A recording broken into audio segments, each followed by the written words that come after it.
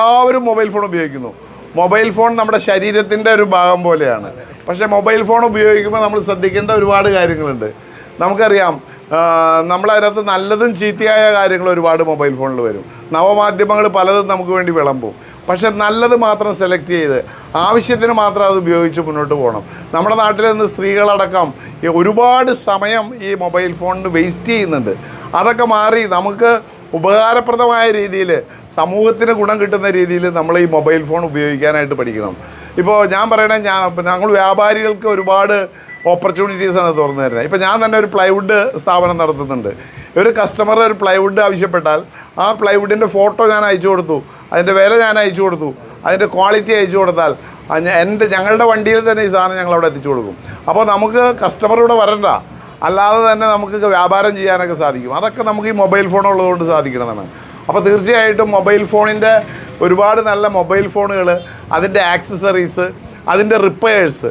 പക്ഷേ ഏതൊരു സ്ഥാപനം നമ്മൾ നടത്തുകയാണെങ്കിലും ഞാൻ എല്ലായിടത്തും പറയുന്ന ഒരു കാര്യമാണ്, അതായത് 3 കൂട്ടർക്ക് ഇതിൻ്റെ ഗുണമുണ്ടെങ്കിൽ ഒരു സ്ഥാപനം നിലനിൽക്കുള്ളൂ. ആദ്യമായിട്ട് ഇതിന് മുതൽ മുടക്കി ഇതിൻ്റെ ഉടമസ്ഥന് ഗുണം വേണം. ഇതിന് മുതലിറക്കി സ്വയം തൊഴിൽ കണ്ടെത്തി ഒരു ബിസിനസ്സുകാരൻ വരുന്നു, അവന് അതിൻ്റെ ഗുണം വേണം. രണ്ടാമത് ഇവിടെ ജോലി ചെയ്യുന്ന ആളുകൾക്ക് ഈ സ്ഥാപനം കൊണ്ട് എന്തെങ്കിലും ഗുണം വേണം. മൂന്നാമത് ഈ സമൂഹത്തിന് എന്തെങ്കിലും ഗുണം വേണം. ഈ സമൂഹത്തിന് എന്തെങ്കിലും ഗുണമുള്ള ഒരു സ്ഥാപനമായിരിക്കണം. ഈ 3 ഘടകങ്ങളും ഇല്ലെങ്കിൽ ആ സ്ഥാപനം നിന്നു പോകാൻ സാധ്യതയുണ്ട്.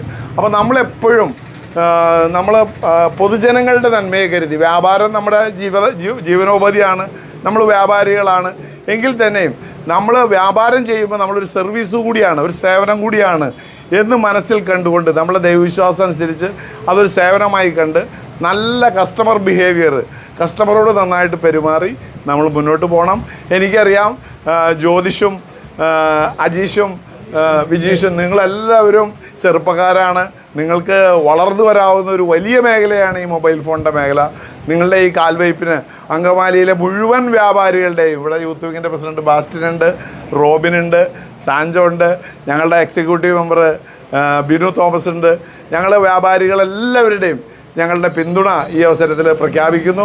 ഈ സ്ഥാപനത്തിന് എല്ലാവിധ നന്മകളും നേർന്നുകൊണ്ട് നിർത്തുന്നു. നന്ദി, നമസ്കാരം. സ്റ്റേറ്റാണ് ഇതൊക്കെ ചെയ്തു തരേണ്ടത്.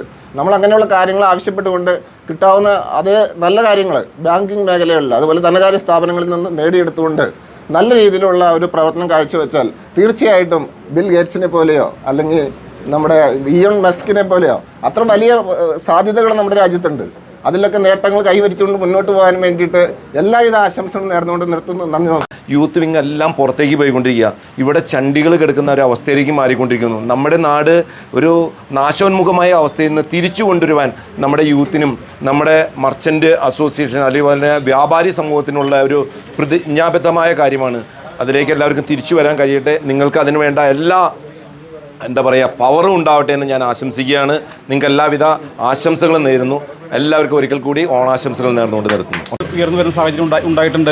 നമുക്കറിയാം, ഈ കൊറോണ അങ്ങനെ മഹാവ്യാപാരി വന്നപ്പോൾ ഒരുപാട് നമ്മുടെ ഷോപ്പുകൾ അടഞ്ഞു പോവുകയും നമ്മുടെ വ്യാപാരങ്ങൾ തകർന്നു പോകുന്ന ഒരു കാഴ്ചപ്പാട് നമുക്കുണ്ടായത്.